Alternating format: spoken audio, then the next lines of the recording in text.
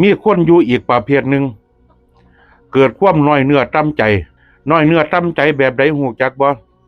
ทำดีก็แล้วทำบุญก็แล้วเขาวิปัสสนากรรมฐานปฏิบัติธรรมก็แล้วเป็นหยังชีวิตของผู้ขาคือบ่ดีขึ้นผู้ลางคนใส่บาตรหน้าเฮียนซื่อๆเขาก็มีโชคมีลาภเป็นหยังผู้ขาคือบ่มีโชคมีลาภคือเขาประมาณนี้นะคำตอบของมันก็คือชีวิตเขากับชีวิตเฮาเดินเส้นทางบ่คือกันผู้ลางคน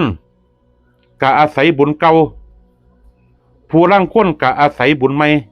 บุญของเฮานี่โยมมันบ่ส่งผลทันทีเด้มันต้องใช้เวลาจักหน่อยผู้บางคนก็10 ปีผู้บางคนก็20 ปีผู้บางคนก็ชาติหน้าไปเลยคือจังเส้นทางของเฮานี่มีแต่เศษหินเศษแก้วมีแต่ความร้อน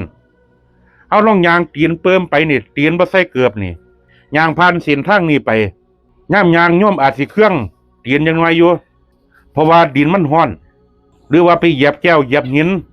แต่ถ้าโยมเดินไปจนว่าสุดสิ้นทางนั่นล่ะโยมสิเห็นความสำเร็จโยมก็สิสบายบุญของโยมก็สิเกิดขึ้นตอนนั้นอย่าไปย่อท้อโยมเจริญพร